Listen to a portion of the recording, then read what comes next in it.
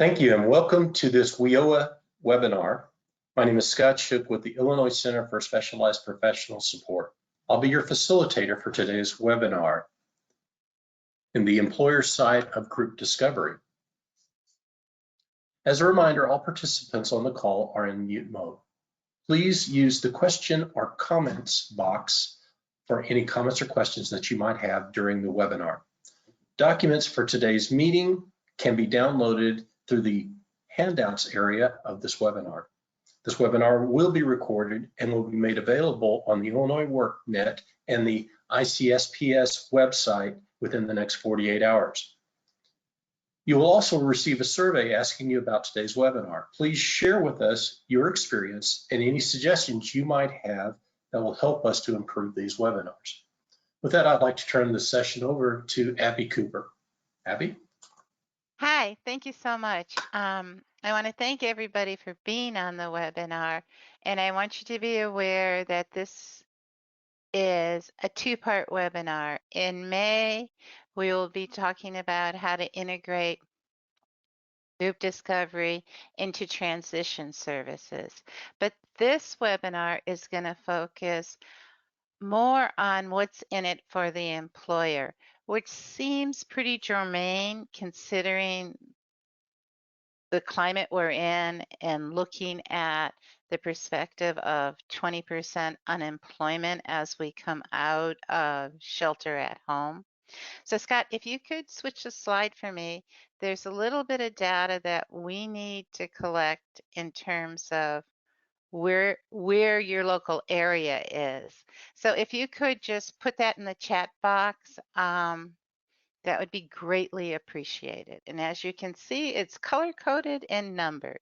So first we'll do that for everybody to track where they're from within the state. And then we'll have one more question for you around that.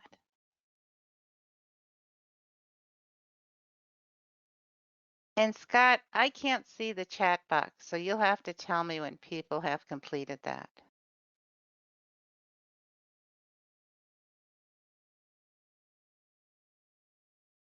We still have some answers coming in.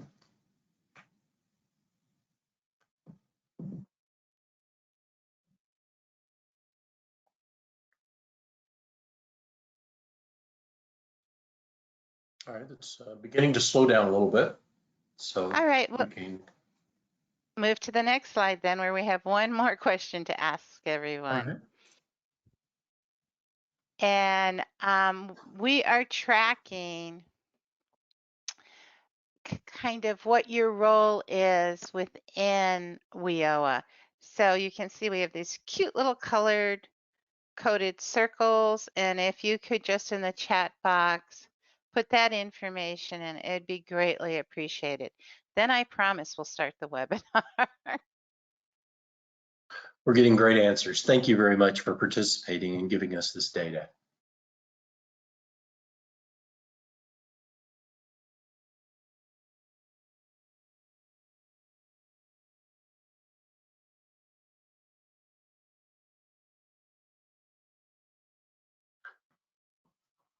I think we're able to move past this. Great, thank you. And we'll click through the next slide quickly too, if you could do that. And this basically is me, whose voice you hear. And my email is there. I think it's at the end of the webinar too. So when you finish this webinar, if you have questions or need information, please feel free to email me. I think this might be a good time too to explain who I am and how I'm associated with group discovery. And I started doing group discovery about 10 years ago. And actually I did a project in Illinois for the WorkNet around group discovery, and it was for the chronically unemployed. So that's who I am. I happen to be and live in Seattle. And I provide consultation across the country, basically on customized employment and employer engagement. Okay, could I have the next slide, please? So today, what I hope people will take away, one, I hope you'll understand this critical issues that employers face in terms of obtaining and retaining employees. This costs employers the retention of employees basically as an industry in 2018 cost employers $1 trillion. And quite honestly, in my head, I don't even know what $1 trillion is, but that is a ton of money. This is a huge issue. This is a huge expense for employers. So I want to talk a little bit about that. I want to talk a little bit about how it connects to group discovery. And in order to do that, I need you all to understand the principles behind group discovery so that it can help you make the connection. And one thing I would like to say about group discovery, I don't know if anyone on the line when they graduated from college read the book, What Color's My Parachute? Are you all maybe too young to have read that? But What Color My Parachute really was a book where the guys made a fortune on, but it helped people kind of think about what are the strengths they bring to an employer before they start applying for jobs. And group discovery is a little bit like that, but we'll talk more about that later. And lastly, I hope that everybody leaves with a clear connection between group discovery and meeting employers' needs. So that's the hope is for the next 40 minutes. That's the informational takeaway. Could I have the next slide, please? So this is just a silly poll question. And if you could put in the chat box which answer you think is correct. First answer is group discovery is a tool to screen people out who don't really want to work. So we put some energy in the before time prior to finding somebody a job to make sure they really want to work. The second choice is group discovery is a new hip HR trend that looks at who in business should be considered for leadership group to discover their hidden leadership potential so that they remain employed and remain a valued employee within the corporation. And that's what group discovery came from. Choice 3 is group discovery is based on individual discovery. It is an approach that allows individuals to understand their strengths and contributions that they have to offer an employer. So if you could just put your answer in the chat box, then we can talk a little bit more about these. Looks like there's mostly threes, a few twos, but mostly threes. I knew this was a smart group.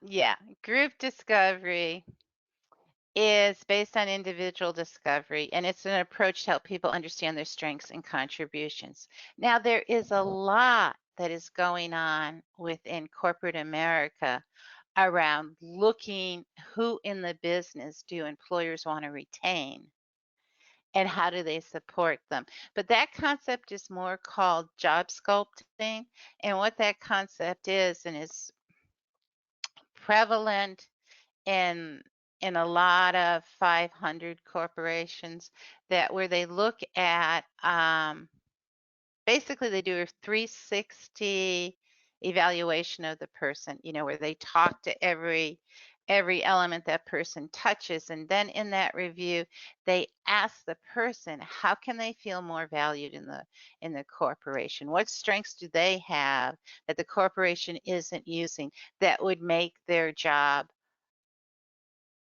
they'd enjoy their job, they'd feel more valued.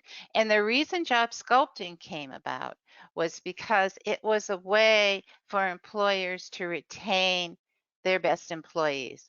They realized that people will take a job, as any of us on the line will take a job because of the high pay. They'll leave a job because they don't feel valued. And that's what job sculpting came out of. So you weren't too far off for those of you who said two. It's just a little bit different of an approach. Okay, could I have the next slide, please? So let's talk about what employers want. Obviously, and as we think about this. Think about the current climate we're in, and think about the fact that a lot of businesses are never going to open up again. I don't mean to be the conveyor of doom and gloom, but there's an awful lot of small businesses or medium-sized businesses that are going to have to close their doors for a very long time. So in the fact that we know there's going to be high unemployment, we know a lot of employers are not going to be returning to being employers.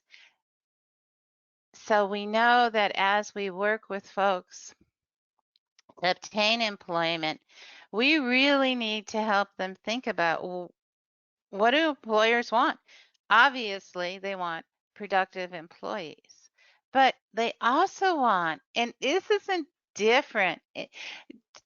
How many people on the line employ staff? Can you just check in the chat box and Scott can tell me how many people employ people that you're in charge of hiring? Because if you are, you know one thing that you want is you want employees that are motivated. You want employees, because the work we do is incredibly hard, and you want employees who are really motivated and think this is the best thing since toast.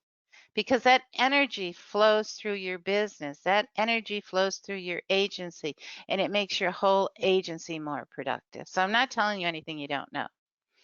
We also know that not only do they want employees that are motivated, and I want to go back to that in terms, there was a recent study out of Pepsi that talked about, this was in terms of employing folks with disabilities, how it increased, one of the big advantages was that it increased the morale throughout the department where the person worked.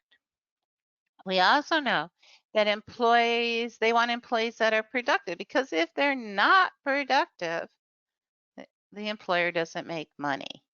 Hey, Scott, can you tell me how many people on the line employ people in the chat? It's a mixed bag. Uh, it's about 75% say they do not, and 25% Okay. say they do. Okay, cool. Thank you. Um, and we already talked about this, but they want employees that improve morale. And everybody on this line knows that if you work with somebody who's totally grumpy and is a naysayer, pretty soon you get tired of working with that person. But if you work with somebody who's pretty upbeat and will say, yeah, there's a way to figure this out, we can do this, you far more gravitate to that person. So we know just through common sense, these are three basic things that employers want, but yet something's wrong. It's not happening. And in a Gallup poll, it revealed that 70% of companies, this is just staggering to me when I read it, are challenged by employees who are not engaged. They have employees, and we all know this. I'm not telling you anything that you don't know. We all know this. When we're in a job that we've done for a really long time and we could do it in our sleep, we tend to zone out. We are not that engaged. But if we're in a job where a lot of it we can do and we got it down, but a portion of it is new and challenging, we stay way more engaged. And we don't have time to go into this, but lots of times, and if we think about how jobs are structured and how companies employ people, they employ them for the here and now. They don't think about how should I challenge this employee in the future. So this are the majority of employers don't think, how can I challenge them for the future so they are engaged?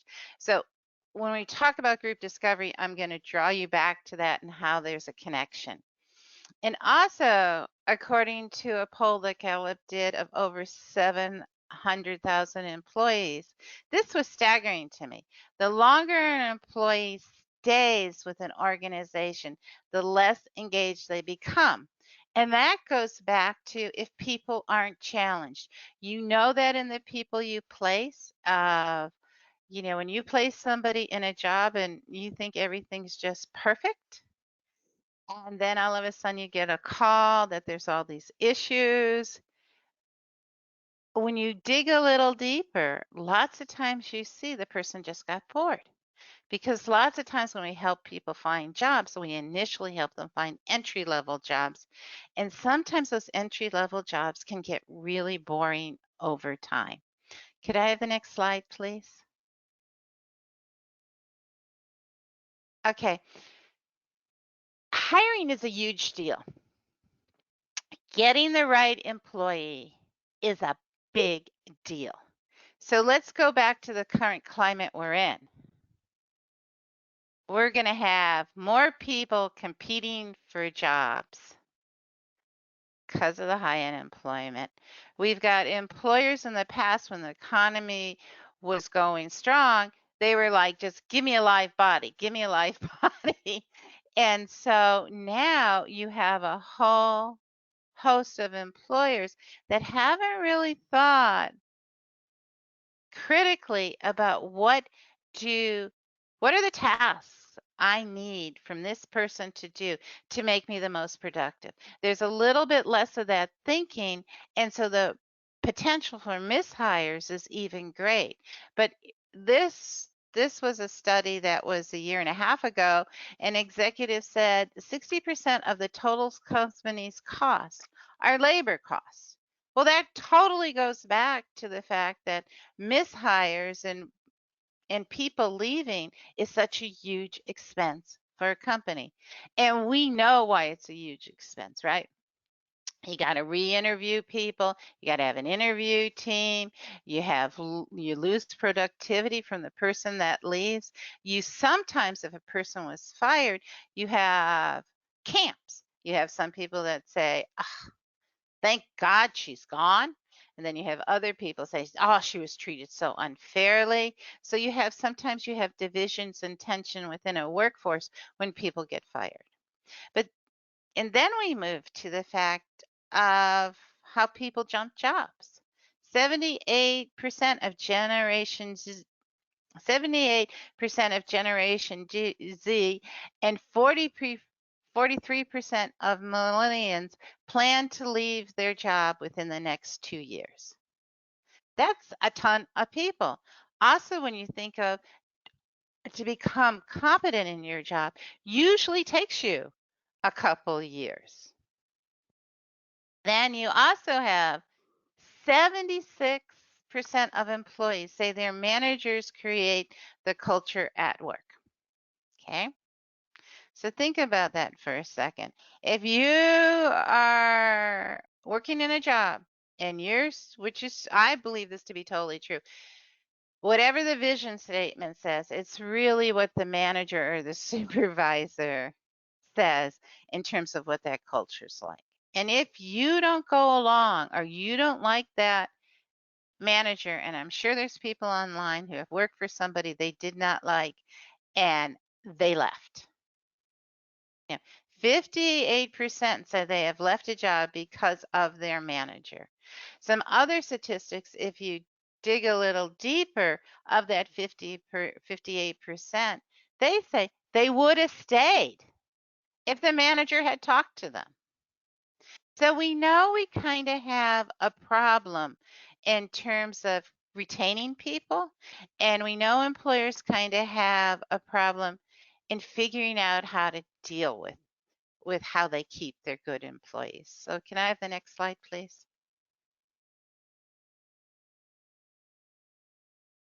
Okay, so I'm just going to go through this slide. I'm going to go through this slide and the next slide. Then I want to stop and have a little bit of a discussion or questions before we move into group discovery. You know, I wasted way too much time trying to find accurate data on the impact of retention. If you go to Department of Labor will say that it's a mishire costs a company a third of the person's salaries, but there's all different statistics around it, but they're high. Any way you slice it, it's high. You know, one study says 16% of the annual salary for high turnover, low paying jobs, which think about it. Sometimes, unfortunately, the people we represent, those are the jobs they get. Okay. So if you're earning under $30,000, it's 16% of your annual salary.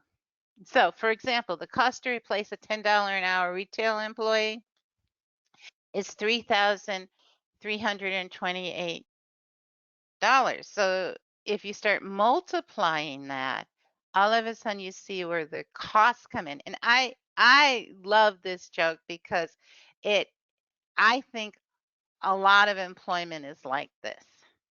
It's random. Chief, this is Bob. And he got into the wrong carpool this morning and came to work with us. Can we keep him? It's like people get hired for the most obscure reasons. Maybe they're a friend of a friend who's friends with the boss and they get hired. But lots of times we have two systems, and anybody that does job development knows this. We kind of have two systems.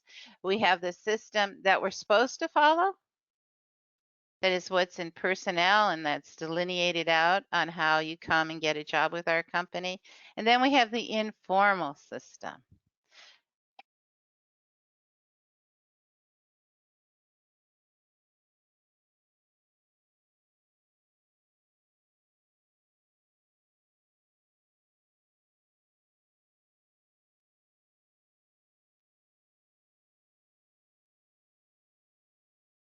Are you still there? We're checking audio. One moment, please.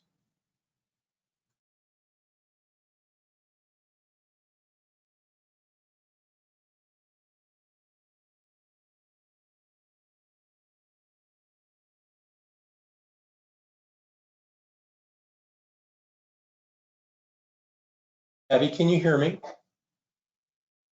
We're not able to hear you.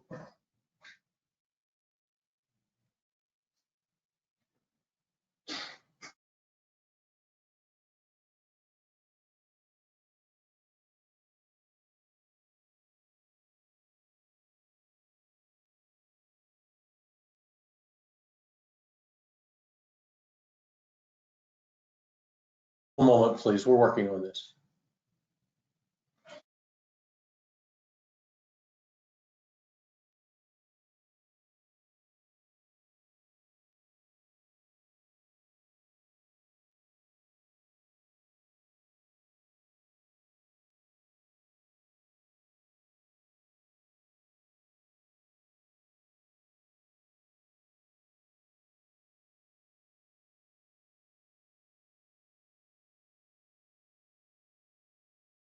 Abby, are you able to hear me now?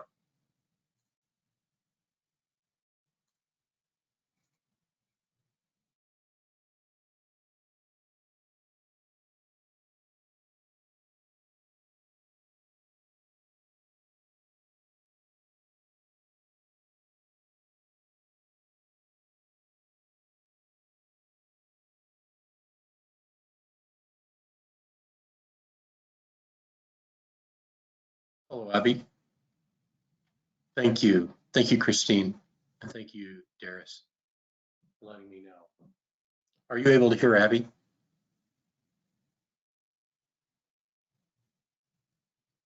I am not.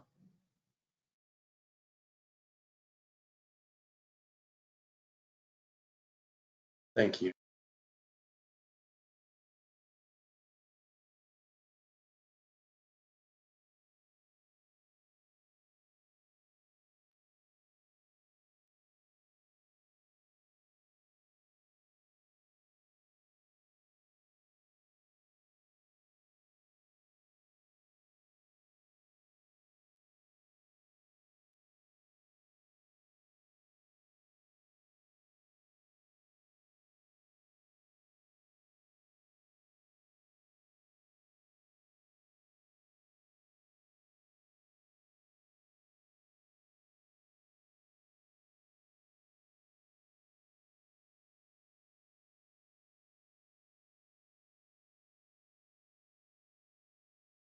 One moment. We're still trying to establish connection with Abby.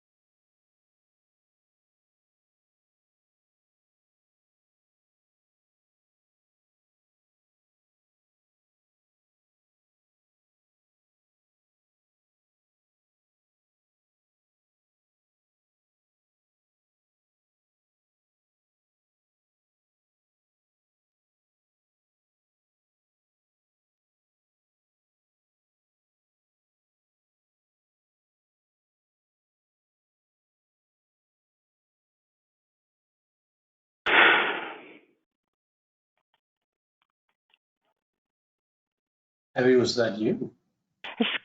Scott, this is Abby. I got kicked off. Oh, okay. Thank you for coming back. I apologize. Yeah, everything went dead, and so Okay, I don't know I'm what getting happened. comments. I don't know either. I'm hearing comments from the field saying that they are able to hear you now. So if you're okay, Good. I'd like to proceed.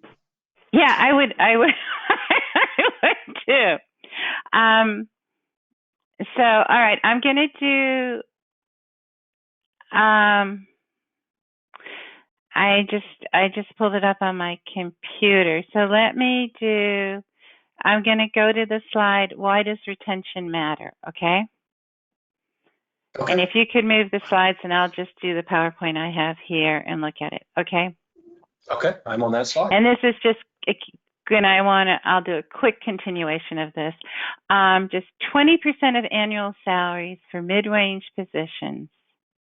So it costs 20% of the annual salaries for people who earn between 30 and 50,000. For example, the cost to replace a $40,000 manager is 8,000.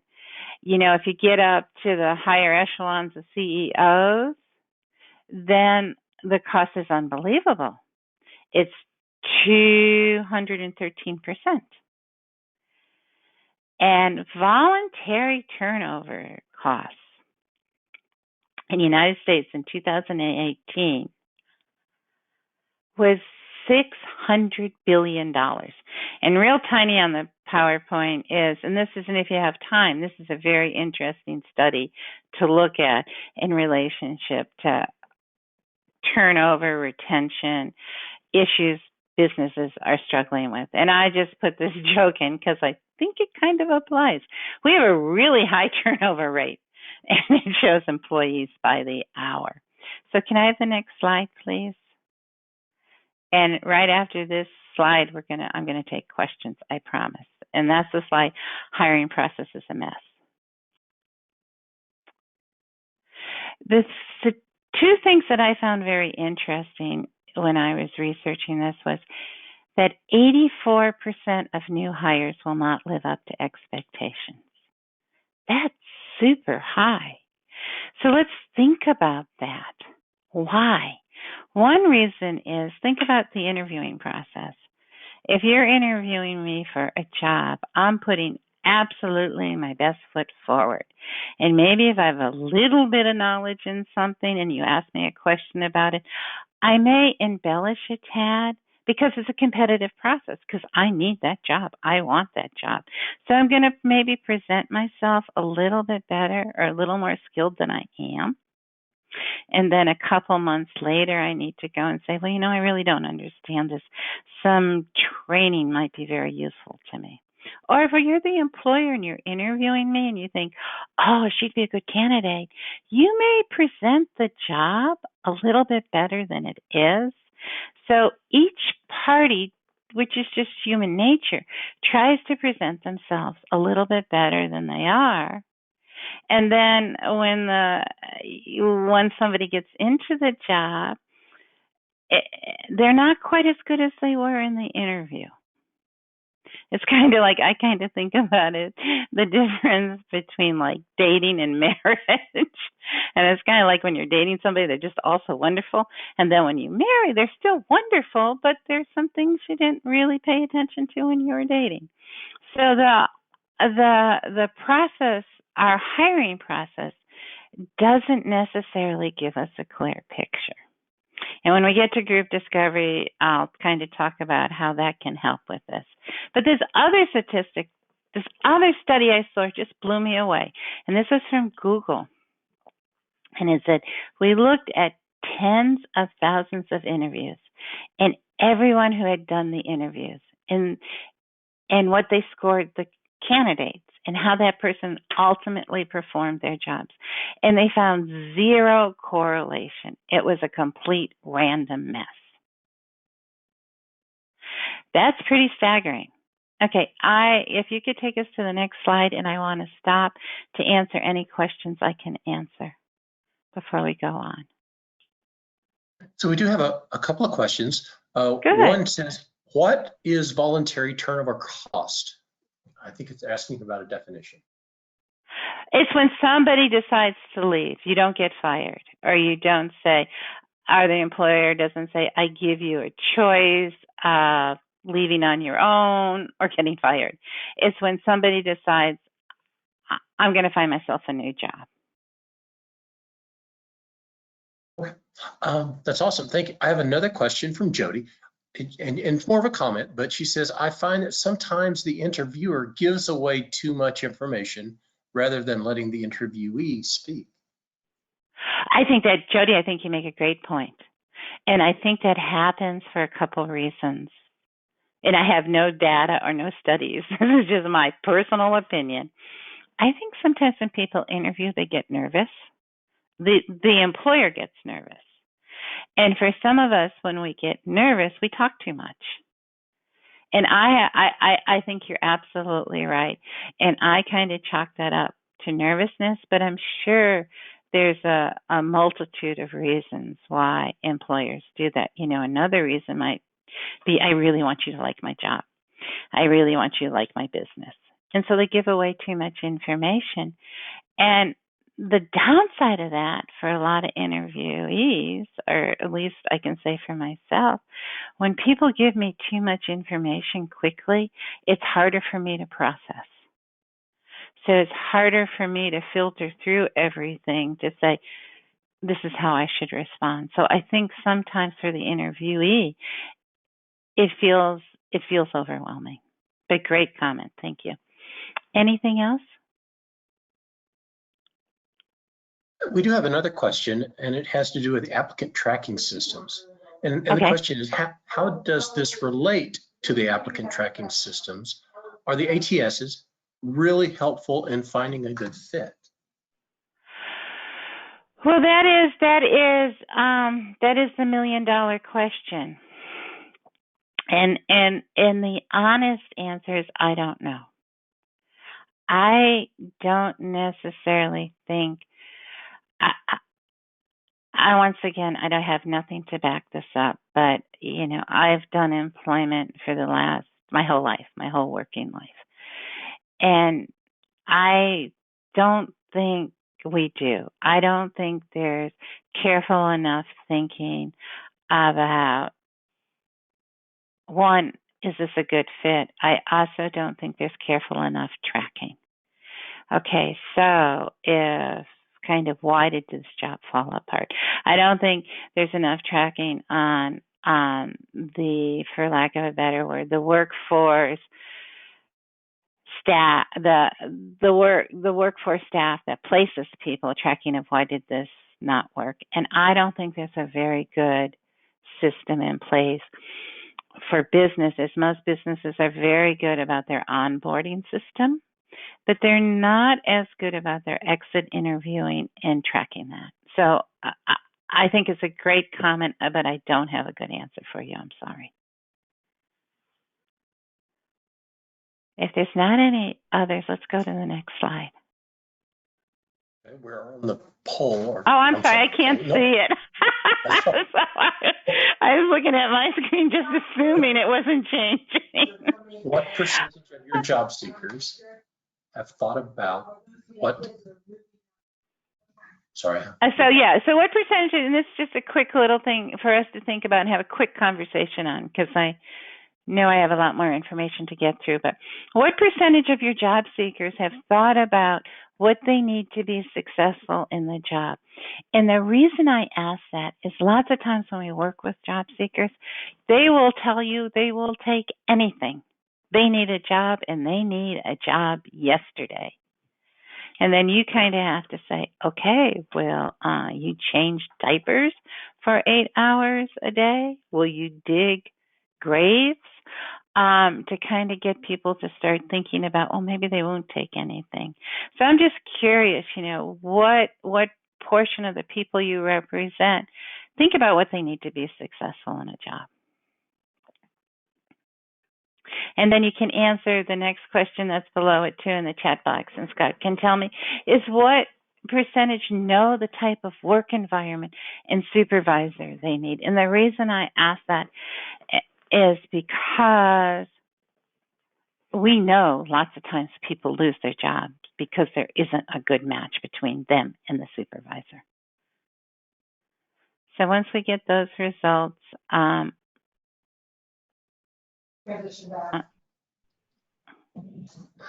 So we're mixed between the 20% and the 50%. Pretty close. Yeah, and that would make sense to me. That makes really good sense to me. How about the percentage that know the type of the work environment they need and the supervisors? Is that 20-50 split too? I think that's the question they're answering with the 20 Oh, I know. to 50%. Okay, okay, and so then just for yourself, so I don't want to spend any more time on this because I want to make sure we get to group discovery, but just think in your head when you're working with people, have they thought about what they need to be successful in a job? So I'm going to skip this slide on current climate because we talked a little bit about it, and the only point I want to make on this before we go into group discovery is one thing group discovery does, and it does well, is it helps people think about when they're at their best and what they need from a work environment. So think about it. We're going to have lots of people competing for jobs, okay? And lots of people, because it's a scary time, they will take anything. And we could, if we could help our job seekers be able to say to an employer, this is what I have to offer you, and this is how I can help your business, that puts them in a lot stronger of a position. If it's not just spin, but if it's solid. Okay, so I'm going to move to the principles of discovery and go through that, and then I will stop for questions unless there's some burning questions. There on Illinois WorkNet under tools, you have one for if you have a disability and you're seeking a job for persons with disabilities, and then there's tools. If you go in there, there are a lot of the elements that are covered in group discovery. There's what conditions you need, what tasks you want to do for pay, what type of environment you need. So I would suggest that you take a look at that. And so the principles of group discovery is that it's strength-based rather than being comparative. It's really strength-based. So if I have these particular skills, we start there, and that creates possibilities. It doesn't matter if Sally has the same skills and can do things better. It matters how I do it and where I need to do it that will highlight how I'm good. It also looks at a person's whole life to kind of find a successful direction of employment rather than looking at testing, okay? And it makes some assumptions. It makes some assumptions that every job seeker has valuable skills to contribute. And what group discovery does is it helps them find those skills and those contributions. And when I say competition is not necessary for job seekers to be successful, it goes back to customized employment in the terms of thinking. If I have a particular skill that can meet your needs, and I can do these 5 tasks that will help your bottom line, you may be very interested in hiring me, as opposed to whether I meet all the requirements in your job description or how I stack up against Joe. So those are the principles. If we go to the next slide, Scott, let me just talk about the format a little bit. Group discovery. The design of the group is really to be incredibly powerful because all of us know when we work with somebody who's unemployed and seeking a job, that is brutal experience against your ego because there is so much rejection. So one thing is group discovery is meant to empower people to make sure people understand, the job seeker understands they have something to offer and they can be a great employee. The job seeker learns when they are at their best, and it targets employers whose business would highlight those skills. So it's not a random applying, there's one, there's one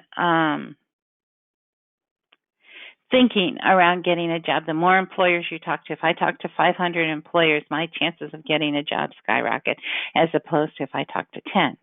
That may or may not be true, but the job I get may not be one that matches who I am.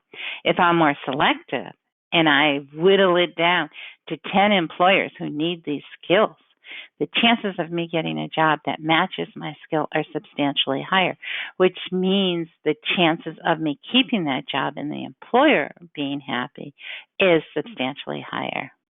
So it's rather than trying to fit into what an employer is advertising for, the group helps people think, what do you have to offer?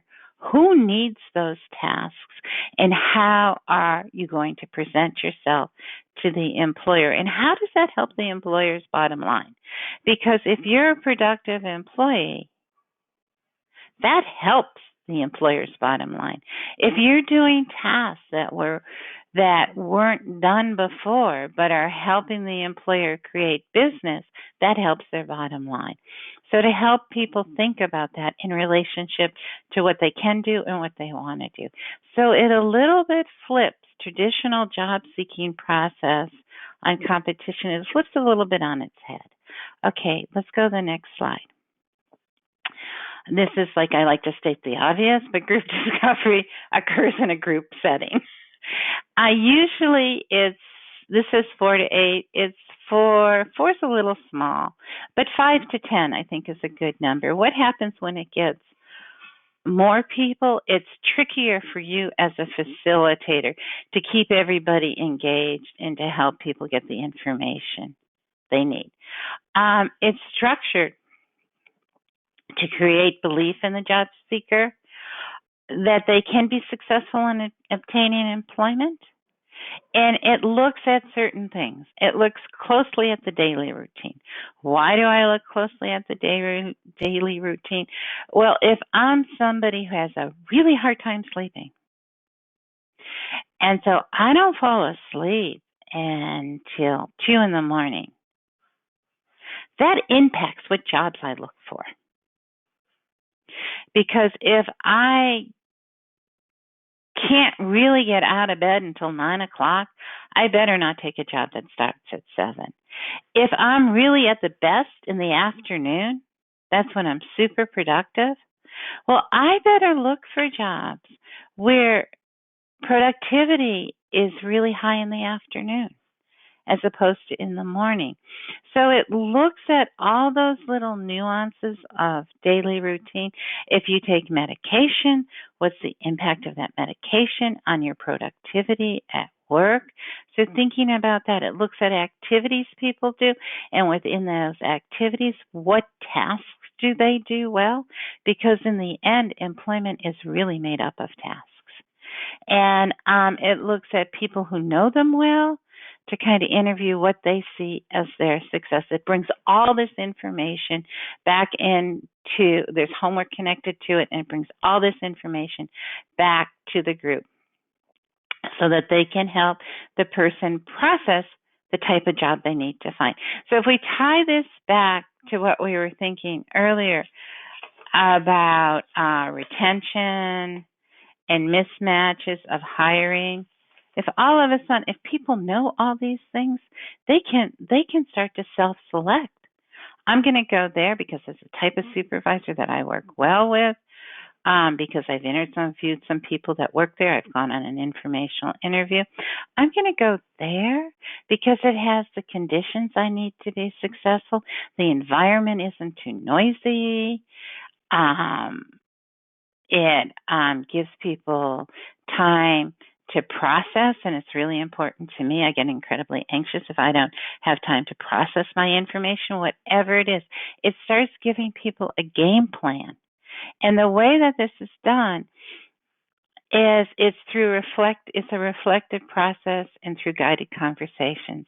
So it looks particularly at the conditions people need to be successful, what they're bringing to the table. And those are all their contributions, skills, experience, and how that job would align with their interest. Because if we all know when we work jobs that we find interesting, we like them, we stay. And have people beforehand think about what tasks they want to do for pay and how much do they want to earn, and make sure so if the group helps people come back down to, well, no, probably you're not going to earn $50 an hour, but kind of think about what's reasonable, what do they need to meet their expenses, and to think about and to end with a game plan of what local employers have those tasks and how do you connect with those employers. If you're facilitating a group, it's hard work because you've got to translate information. Everybody thinks in terms of job descriptions. So you've got to help people think in terms of tasks. And one thing I do is I take a big piece of paper and I have somebody write down everything they did in the job. And I make them break it down into tasks. If a person's been employed before, and I make them circle the tasks that they really enjoyed. If a person hasn't been employed, I make them break things down in terms of tasks they do in their daily life and which one do they enjoy. Because for all of us, we always go for the gestalt. We always go for the large picture, and we don't break it down. The same thing of helping people think of what do they need to be successful. And people really seem to somehow miss this. But to understand, if you're successful for that employer, so is the employer. The reason the employer is hiring you isn't because he's a nice or she's a nice guy. They're hiring you to make money, honey. So if you're successful in it, they're going to make more money. And reframing negative statements. Lots of times in groups you'll hear, well, I've been unemployed forever. Nobody's ever going to hire me. So you've got to help people think through and reframe that. And real quickly, it helps the group. You help the group see possibilities. And it creates a vision for employment. And I'm a firm believer, if we have a vision, we can move forward. We have a picture in our head, and that makes it a lot easier. If we're unemployed or we've never worked, and like I worked with a woman one time who had within 1 year 10 jobs. She was dyslexic, and I said, why do you keep going back to office support? You get fired from them because your disability impacts your ability to file. It impacts you doing that job. And she said to me, well, that's where my experience is, Abby. What do you expect me to do? So it's kind of helping them create a vision. If what they've done in the past hasn't been successful, let's create a new picture in your head so you know where to look for employment. So we know this. We know that strong job matches matter.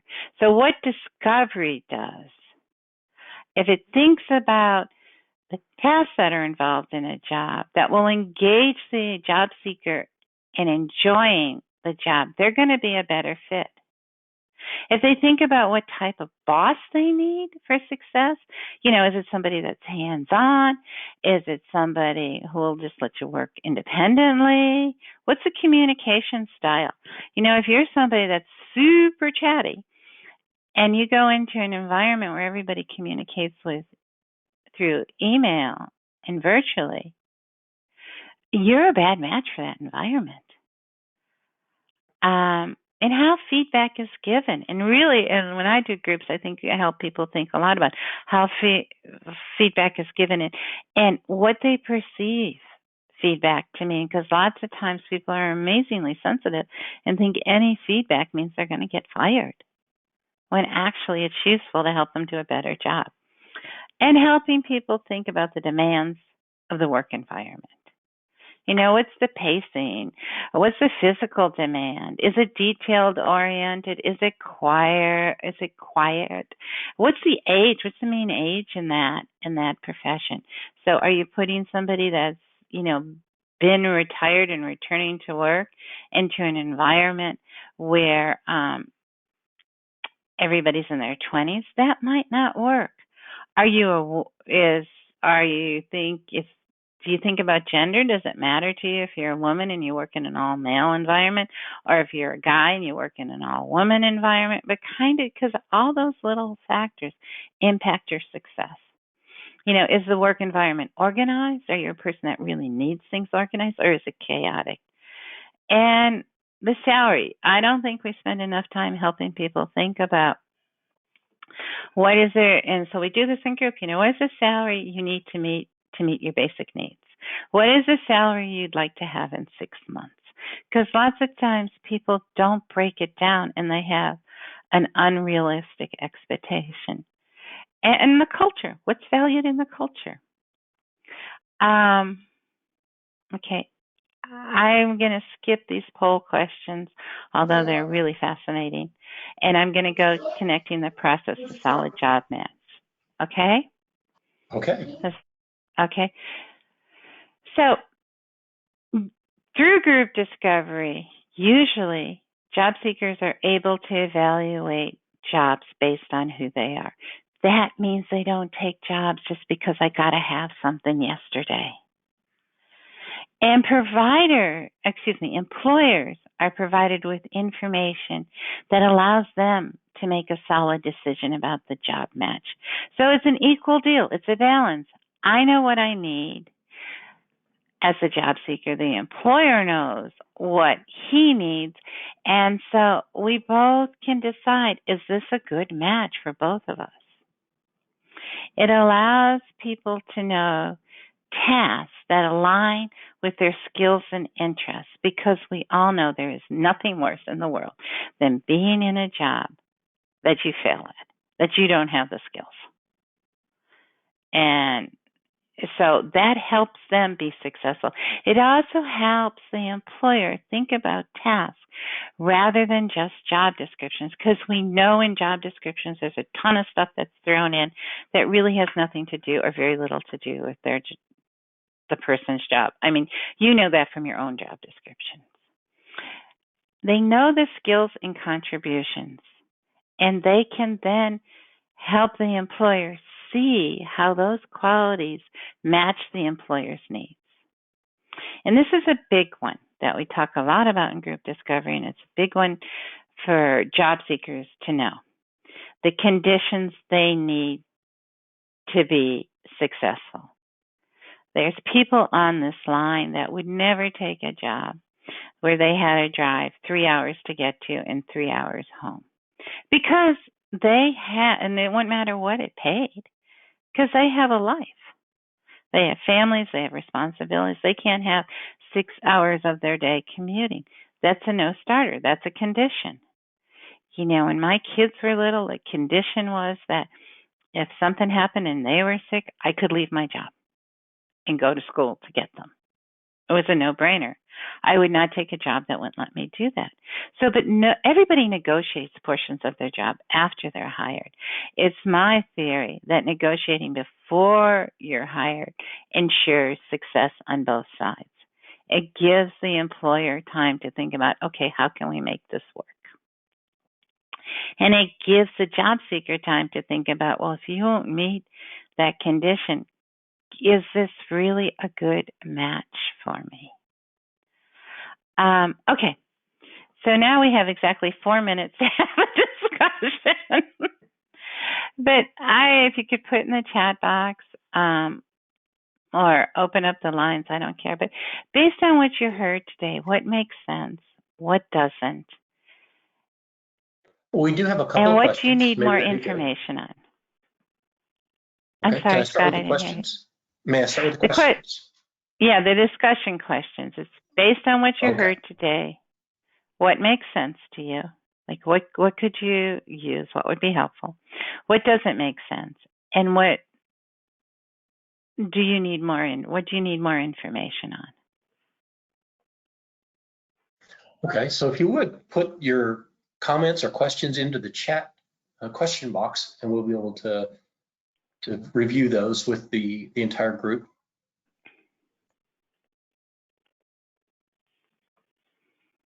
And I want to say to everybody, I'm so sorry I got kicked off of the webinar and had to rush through it. I don't know what happened. So a couple of comments. Says, try to figure out what works for the person. More of a statement. Thank you, Renee. Okay. From Miley, it makes sense to create these discovery questions with job seekers. Where should we go for good resources to learn more about group discovery? Podcasts, books, etc. Well, there's a couple different places. I would suggest that you join our webinar at the end of May. That's going to talk more about group discovery. If you send me that question, I will also send you additional information. Okay, and if you want to, Or I can send it to you, Scott, and you can send it out to everybody. yes, please, that'd be great. I can send that to everyone. Okay.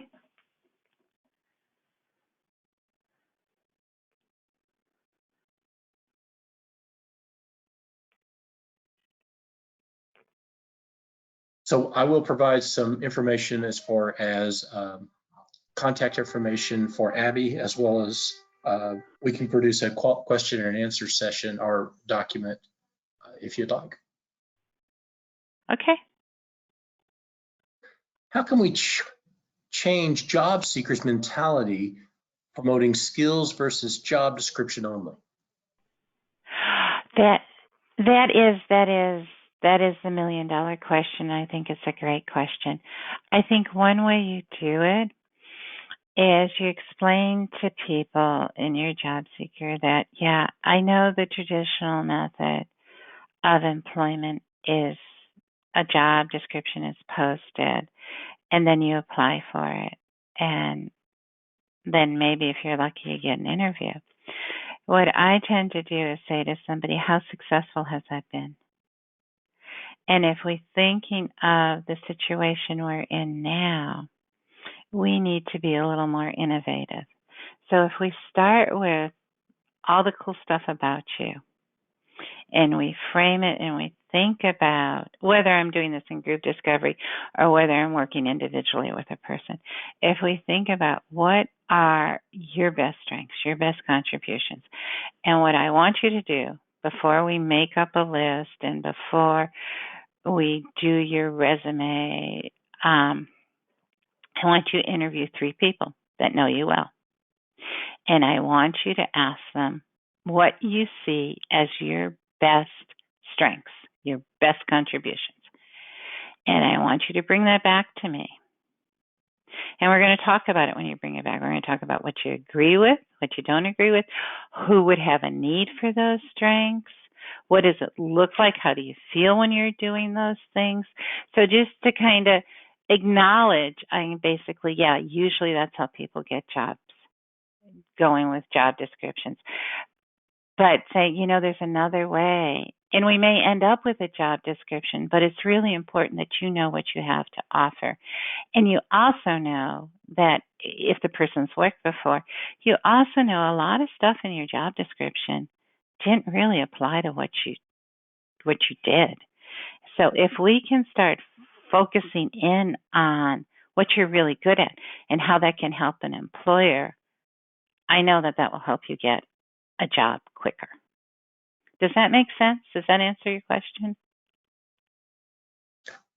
That's awesome. I just wanted to let the team know, or the participants know, that we have 30 minutes for questions available.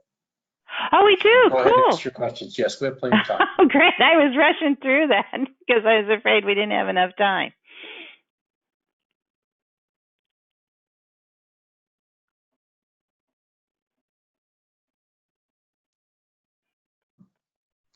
It says, here's a statement by Enid. No person or position is 100% perfect. So how or who should we look for in a nutshell? What should we look for in a nutshell? Okay, no position. Well, let's start with positions first, okay, and then we'll move to people. No position is perfect, and nobody has a dream job, or few people in the world. No one I've ever met has a dream job or a perfect job. There are components of any job that are not our favorite to do. And sometimes we work in a work environment where we can swap off some of the duties we don't like with one of our coworkers who really likes those duties and kind of do some swapping. Sometimes we can't. But the important point is to start with what are the skills I have or you have that are going to bring the best value to an employer. So if I can structure my job description in terms of so let's say we take a job that has a standardized job description and everybody does that, okay? If I can go to my employer and say, this portion of my job description, I really don't do, but I am really good at blah, blah. Can we switch the description a little bit so you get the best out of me? So that's one thing. And then there's also the thing of just realizing there's going to be duties that don't totally align with us. But my thinking is like if I can get 75 to 80% of the duties that align with the person, then that's golden. Because for any of us, if we look at our job, between 20 and 25%, they're not perfect, but we'll survive. It's okay because the other portion of our job is so cool. So in terms of job descriptions and looking, that's kind of the breakdown I do. In terms of individuals or people, that's way trickier. That's why I went second for it. I think it's important that people know the skills they bring to the table. And in my head, I divide it into at least two categories. What are the skills you bring? What are the skills, experience, and contributions you bring to the table? And in the second column is, which of those skills do you want to expand on? And then in a third column, what would it take? So there isn't, whoever you are, whether you haven't worked for the last 7 years, whether you've never worked, whether you've just gotten laid off and you're a highly skilled person, those columns seem to work. They seem to help people break it down in terms of, I'm really good at this, and no, I don't want to expand that. No, I hated school. Okay. So let's look at ways that you could learn that aren't related to school. Are you willing to do an internship? Are you willing to do some work-based learning? Or no, these are the skills I have, and this is where I'm staying. It's like, okay, well then let's look at an employer that's requiring those skills. But if you're willing to expand a little bit, then you may increase your employment options. Did I answer your question?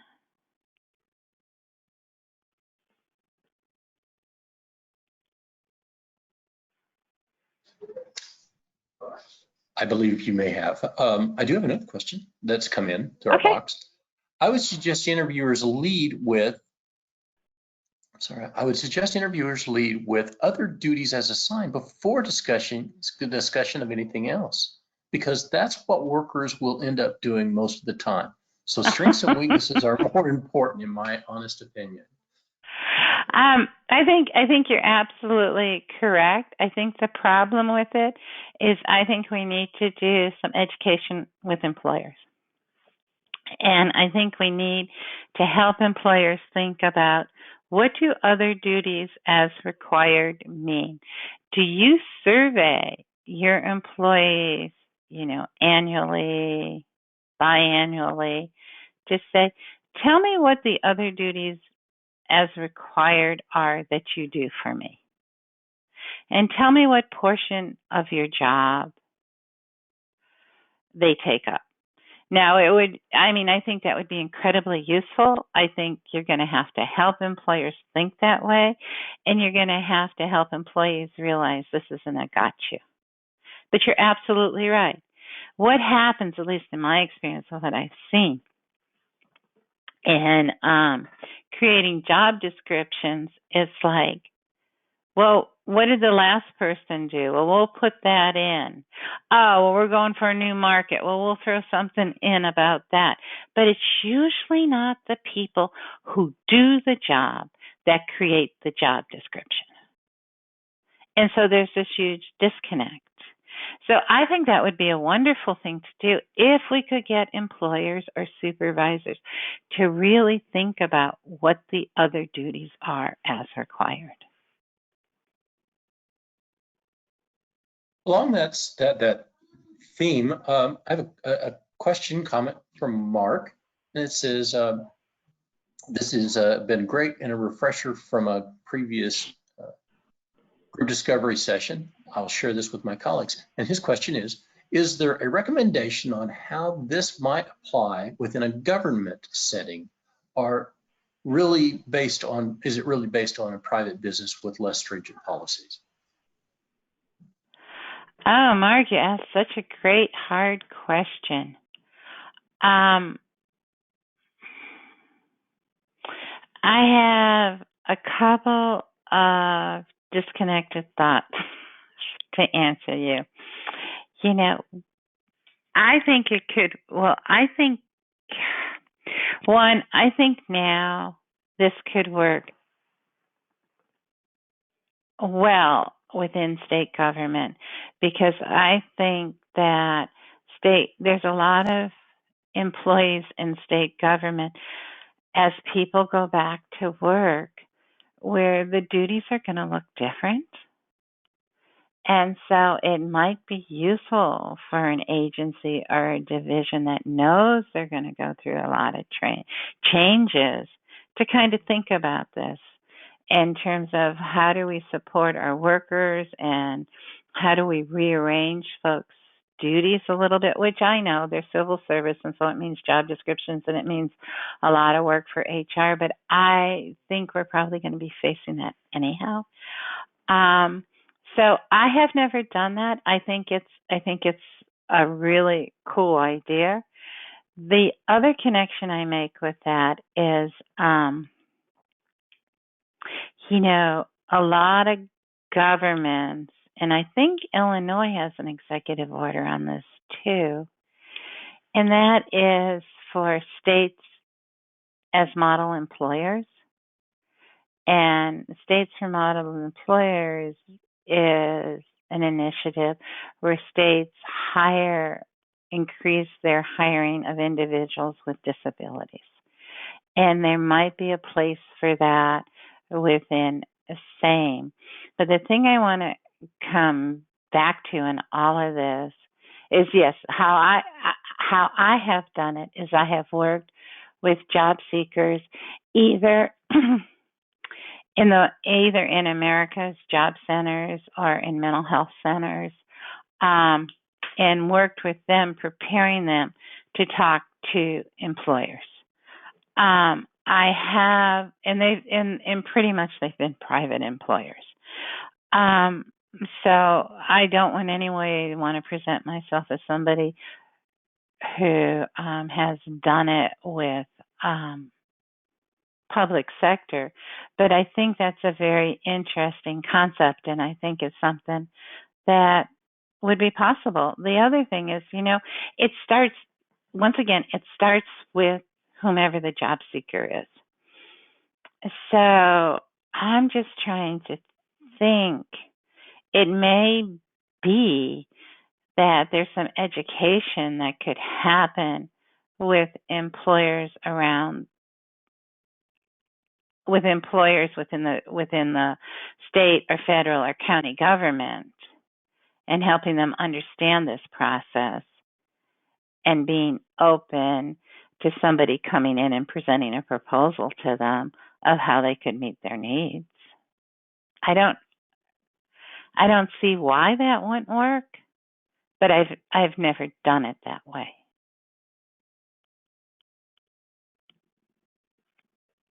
I have one more question, if you're ready for that. Sure. Okay. Good information along the line of what I teach. I'm discouraged about hiring managers' ability to hire the right fit. Yes, reflection, practice, discovery is needed for job seekers, but the recruiters and hiring managers seem to have a lack of interviewing skills. I understand we can't manage this, but something I've noticed. I teach a lot of getting past the no's. Any thoughts on how to address a bad interview or bad interviewers, excuse me? Address a bad interview. I think crying's always helpful. But in terms of a bad interviewer, let's take it more global, okay? And I just on the last question and on this question, it got me thinking, what would happen? Because in America's job centers, we're supposed to be providing supports to employers, right? Well, what would happen, since nobody's meeting in person, what would happen if we offered employers a virtual class on how to interview? And because most supervisors are really stinky interviews because they've gotten Zippo training and even less support. And a lot of businesses don't, and even people in HR aren't going to win any prizes for their interviewing skills. So I think it'd be incredibly interesting to create a virtual training for employers, and I think employers would come because they don't get any support around interviewing, and then they get the hammer dropped on them for bad hires because that's costing the that's costing the business money. So that might be an approach. On an individual level, I think if you have a relationship with the interviewee or the interviewer or that business, then working with them to provide some technical assistance. And I would probably try to structure it not in a way of, boy, are you a stinky interviewer. But, in the research I noticed you have a pretty high retention rate. Would it be useful if I just kind of gave you some tips that other employers have found beneficial in getting the right candidate?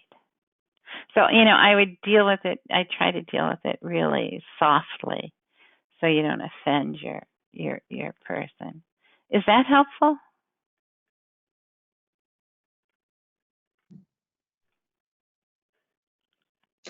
That seems like a great idea. Okay. We don't have any other questions. So if you have a question, you can place it in the question box or chat box, and we will have Abby answer those questions. And while you're thinking of the questions, let me just recap a couple of things because I know that I rushed through because I got nervous because I got kicked off. So as we think about the connection between the employer and group discovery, I think the strongest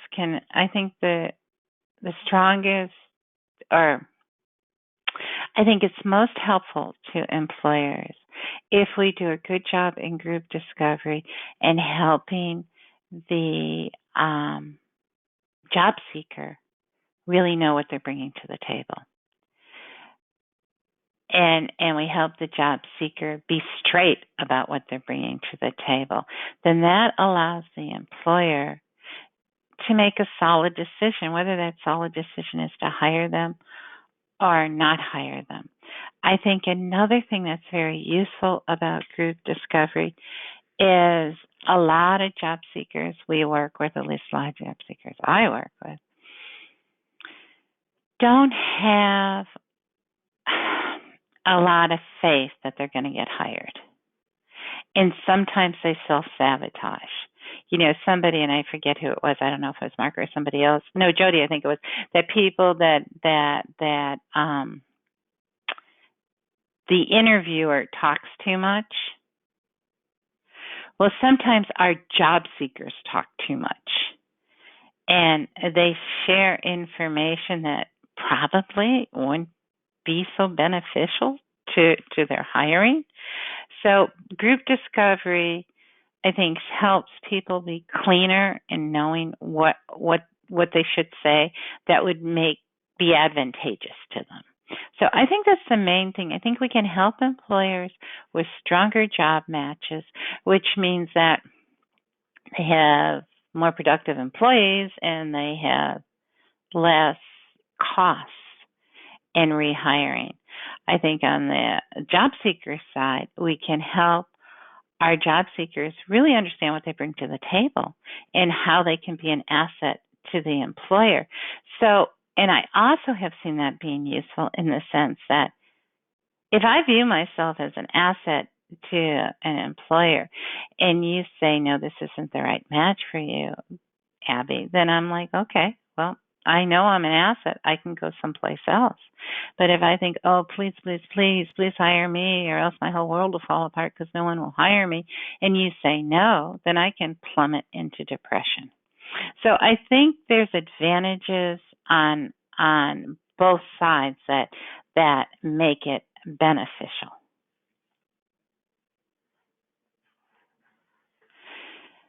So are there any other questions?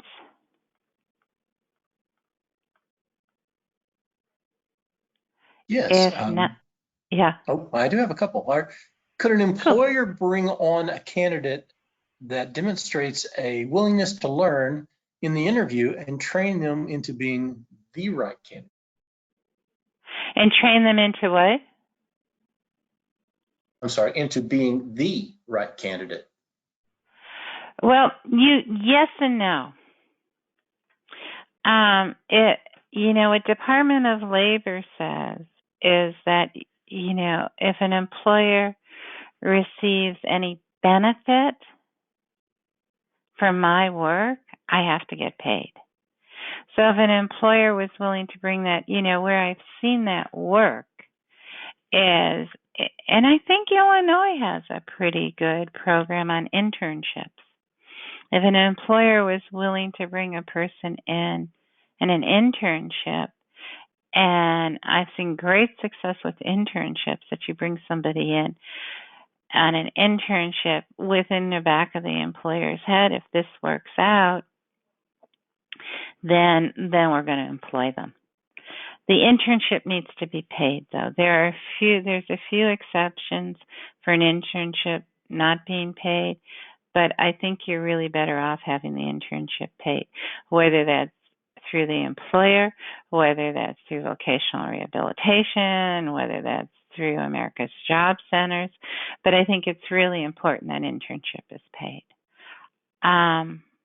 So I would think a little bit about it as an internship. If you're thinking about, I am an employer and I do an informational interview with you, and I think, well, you're a little rusty around these particular areas, but you would be a really solid candidate. Then, maybe I want to mentor you. There's nothing that says that in mentoring that you have to pay the person. So I think it's an interesting concept. I just be careful about the pay piece. Okay. Here's a comment, but I think there's probably also a question that follows it. Older job seekers definitely don't have faith in the hiring process. And if that's the case, then what are things that we can do that could help encourage older job seekers in that process? Yeah, a great question. And you are so right. There's so much negative talk in their heads about how the workforce has passed them by in terms of the skills that are required, that they don't have them, that nobody will hire them because they don't have strong computer skills. I really think with older, what I would suggest, whether you do group discovery or you don't, what I would suggest is make a list with that older job seeker. Have them give you a list of tasks they really like doing and they're good at, that they've done in the past, or they are knowledgeable, or they like it and they have an interest in it and it's interesting enough to them that they want to know more about it. I would start with the tasks. And then I would start with them as, okay, let's do some research. Let's do some informational interviews. I want you to do some informational interviews, but first we're going to research what type of employer might have that task. We're not even going to pay attention to saying what they're advertising for. We're not going to pay attention to what the job description says. We're just going to do some informational interviews, finding out what the tasks are, how the task that company has aligns with what the person wants to do. And then in the informational interview, we're going to want the person to say, well, if I had those skills, how would they help you? How would they help you perform those tasks?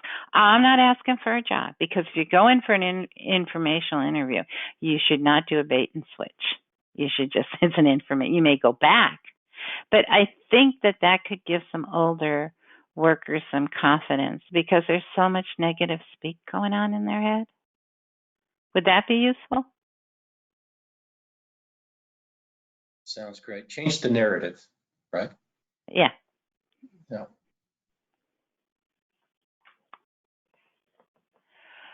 Okay, I have a quick question for you all, if there isn't anything in the chat box. So can I ask my question? Yes, please. My question is twofold. Is there any information you heard today that you can actually implement? And did you get the information you expected?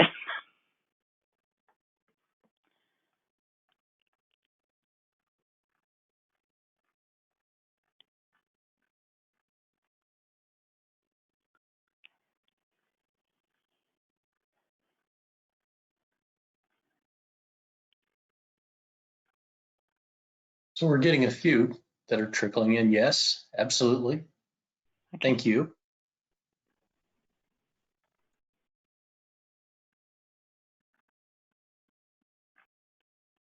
Yes, very good. Thought it was a great session. Appreciate the time. Always enjoy working on matching job seekers' skills to employers. Thank you. Yeah, it's fun. So the question is group discovery a tool, and is there a toolkit that's available? Group discovery is a tool. There isn't a tool kit per se. I have a curriculum that I've designed and that I use. What I can try to do is, it won't be in the next week, but I will try to pull some of that together in kind of an outline for you, so you can see a bunch of the elements that would be. There's a full 2-day training I do on group discovery, but what I'll try to do is put it in an outline format and send it to Scott, and he can send it out in terms of what are the areas to kind of think about in each of the sessions. Would that be helpful? I can certainly provide that, and I'll get that to all of the participants. I have your email and contact information when you registered, so I'll be able to send that information out. Okay. Thank you. Okay, anything else? No, that appears to be all of the questions that we've had. Okay, well, thank you, everybody. And once again, I'm sorry I got kicked off of the webinar and you had to sit in silence. Thank you very much, Abby. To our participants, thank you for attending today's webinar. As stated earlier, you'll receive a survey asking you about today's webinar. Please share with us your experiences and any suggestions that you have to help us improve these webinars. Also, just a reminder that these webinars have been recorded and will be made available on the ICSPS website for your reference, along with the documents that are with today's presentation. With that, I'll say thank you and to have a great day and good day. Okay, bye-bye, everybody.